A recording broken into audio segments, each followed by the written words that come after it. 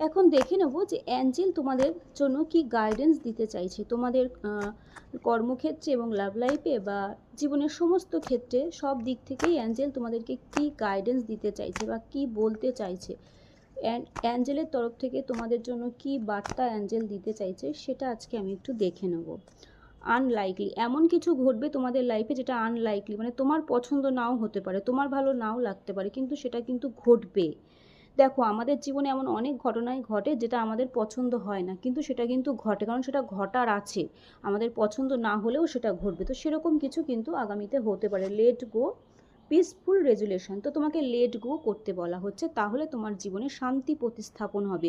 যদি জীবনে শান্তি চাও তাহলে লেট গো করো। লেট গো কি, লেট গো করতে হবে, নেগেটিভিটিকে রিলিজ করতে হবে। তোমার মধ্যে যা শ্যাডো সাইড আছে সেগুলোকে লেট গো করতে হবে। লোকের যে এরকম হয় না, আমাদেরকে লোকে অনেক বাজে কথা বা কিছু বললো, তো আমরা কি করি, লেট গো করতে পারি না সহজে। সেই জিনিসটাকে নিয়ে আমরা সারাদিন ভাবতে থাকি, আমার সাথে কেন এরম করলো, আমি তো এই করেছিলাম সেই করেছিলাম। এগুলো ভেবে তো আলটিমেটলি কিছু নেই, সে তার কাজ করেছে, তো সেটা বলেছে বলেছে, সেখানেই সেটাকে লেট গো করে দিতে হবে, দিয়ে নিজের জীবনে এগিয়ে যেতে হবে। তো অ্যাঞ্জেল সেটাই বলছে যে লেট গো করো। যখনই এই কাজটা করতে পারবে তখনই কিন্তু পিসফুল রেজুলেশন, তোমাদের জীবনে শান্তি প্রতিস্থাপন হবে।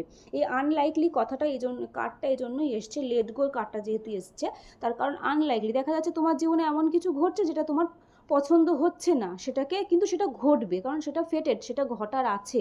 তুমি না চাইলেও ঘটবে, কিচ্ছু তো করার নেই সেখানে।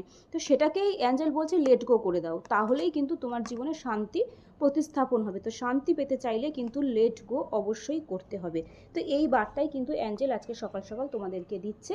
তো পার্সোনাল রিডিংয়ের জন্য হোয়াটসঅ্যাপে কন্ট্যাক্ট করবে।